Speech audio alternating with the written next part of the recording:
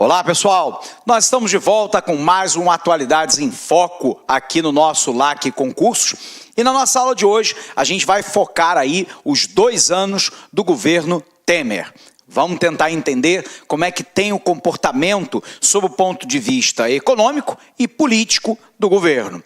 Você se recorda que o governo Temer ele ascende ao poder, dentro de um processo de sucessão onde, sob o ponto de vista legal, nós temos uma legitimidade desse processo de impeachment da presidente Dilma.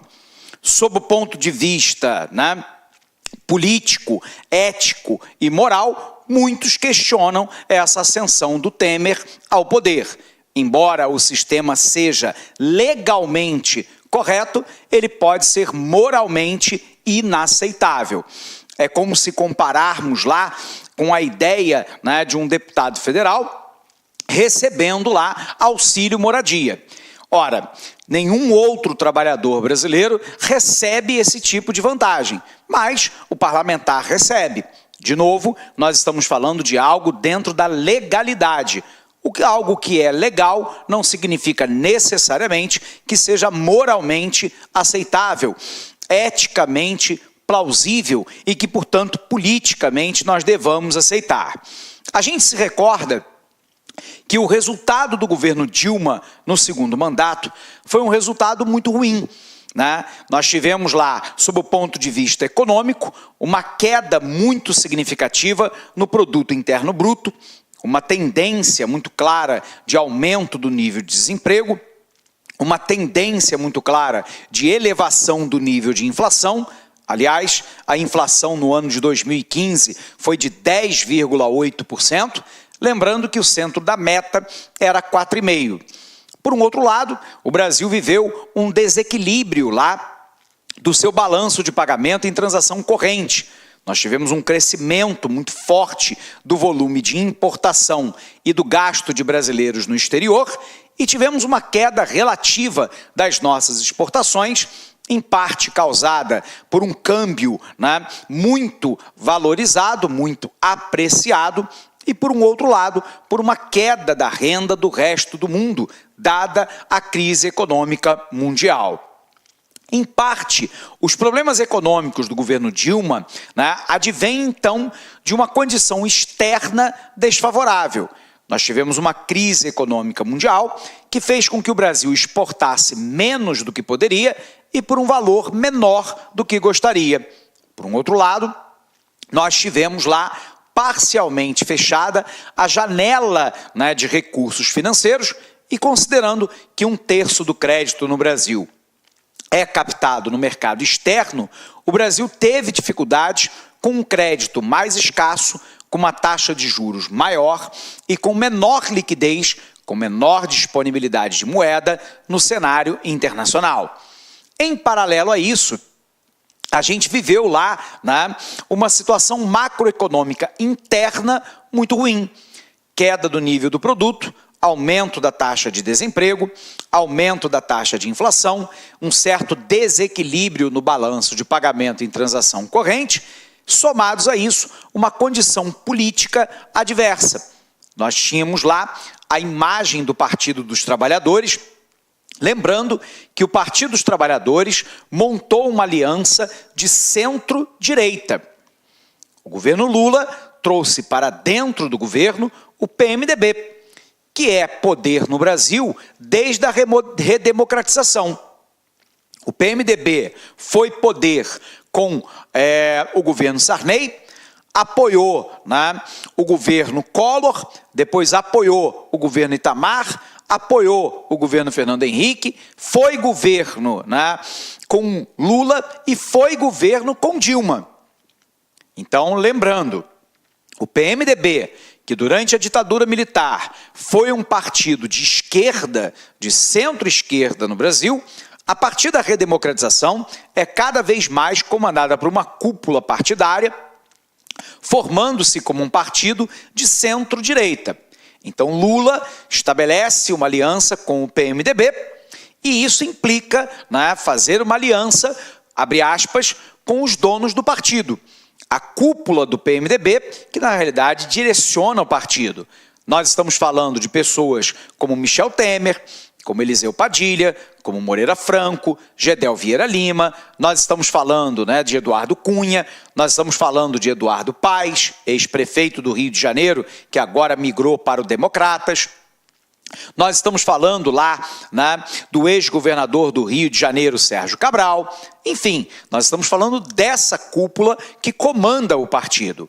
Por um outro lado, Lula fez lá uma aliança com o Partido Progressista, que hoje é considerado o partido político que tem o maior número de políticos envolvidos em casos de corrupção. Dentro dessa aliança, PT, PMDB e Partido Progressista, explode lá, durante o segundo mandato do presidente Lula, o escândalo do Mensalão. Uma denúncia do Roberto Jefferson, do PTB, lembrando que o PTB é um partido de centro-direita, comandado por Roberto Jefferson, que também fazia parte da aliança do governo Lula. O PTB só vai para a oposição quando surge lá o início do escândalo do Mensalão. Você se recorda que a Polícia Federal vazou um vídeo de um dos diretores dos Correios, indicado do Partido Trabalhista Brasileiro, do PTB, indicação do senhor Roberto Jefferson, pego num caso de corrupção, recebendo lá propina que em parte era dirigida ao próprio PTB, e não por acaso, Roberto Jefferson foi condenado no Supremo Tribunal Federal. Por um outro lado, quando explode o escândalo de corrupção do PTB nos Correios, Roberto Jefferson, então, resolve colocar a boca no trombone, e aí ele denuncia o escândalo do Mensalão, onde o PT se articulou, junto com o PMDB, o Partido Progressista e o PTB, para pagar propina aos deputados e senadores aliados, para que esses pudessem votar de acordo com os interesses do governo. Era um pagamento mensal e, portanto, se denominou Mensalão. Bom, por um outro lado, nós sabemos que do Mensalão a imagem do Partido dos Trabalhadores já sai arranhada. O presidente Lula faz uma aposta colocando Dilma Rousseff como candidata a presidente. Dilma Rousseff nunca exerceu o cargo de chefe do executivo, nunca havia feito uma corrida eleitoral e não tinha qualquer experiência no comando do poder executivo. Dilma Rousseff recebe o governo de Lula com um crescimento em 2010 de 7,5%, porém com uma inflação também em elevação. Nos 4 primeiros anos de governo, a presidente tenta manter um crescimento econômico com um controle relativo do quadro inflacionário e uma diminuição da taxa de desemprego. E quando nós entramos no segundo mandato, a presidente resolve dar um cavalo de pau na economia. Em 2015, ela chama Joaquim Levy para ser o ministro da Fazenda. Joaquim Levy autoriza o aumento de 56% em média na energia elétrica e de 24% nos combustíveis. O resultado é que a inflação dispara.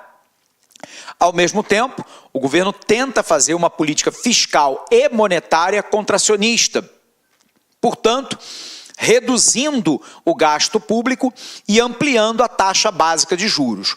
O resultado foi um fracasso retumbante.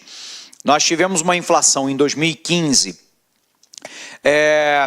de 10,8%, uma queda da atividade econômica de 3,8%, e o Brasil mergulhou na mais profunda recessão da sua história desde a década de 1930. O PMDB, então, e nós estamos falando do PMDB, dessa cúpula, percebeu que o momento político e econômico do país era um momento de fragilidade do governo Dilma. Dilma não tem nem de perto o carisma do presidente Lula, se comunica muito mal com a população e tem uma dificuldade muito grande de fazer política com os partidos. Resultado, o PMDB então encabeça o início de um processo de impeachment sobre a alegação de que a presidência da República havia cometido crimes de responsabilidade. ao assinar, né, créditos adicionais sem aprovação do parlamento. Fica claro para todos, e aqui sem nenhuma defesa do governo petista, que na realidade isso era apenas um pretexto. Olá, meus amigos, minhas amigas, sou o professor Luiz Antônio Carvalho e com muito prazer, muito orgulho, peço licença para vocês aí para apresentar o nosso módulo Nossa Isolada do professor Alex Mendes, né? O professor Alex Mendes, professor que dá lá concursos há 4 anos, nosso professor titular de atualidades. E o professor Alex Mendes, né, com a lá concurso, nós temos um programa de atualidades. Professor, como é que funciona isso, né? Rapaz, é todo mês, né? Todo mês, pelo menos uma vez ou 2 vezes por mês, o professor Alex Mendes separa todos aqueles assuntos importantes daquele mês que podem ser objeto de prova e faz e monta, elabora aulas de atualidades para você. Com certeza, gente. Então, é um programa que regular, tá? É um programa regular de atualidades. Então, este nosso curso de atualidades, tá certo? Com o professor Alex Mendes, ele está sempre em constante gravação. Por exemplo, né, quando teve lá, o professor tinha gravado uma semana, aí na outra semana teve a notícia e a efetivação, né, da prisão do Lula. O que aconteceu? O professor Alex Mendes, na outra semana mesmo, né, ele já providenciou a aula e já atualizou o curso de atualidades, né? Este curso, o investimento é de apenas R$50. Prazo de acesso são de 90 dias, né? Carga horária, neste momento, de 7 horas, né? Quantidade de aula, 18. Mas, é claro, durante 90 dias, essa quantidade de aulas e a carga horária vai aumentar ainda mais, né? Então, convido vocês aí a acertarem todas as questões de atualidades com o nosso super módulo de atualidades com o professor Alex Mendes, né? Forte abraço, fique com Deus, espero vocês. Tchau. Clique like.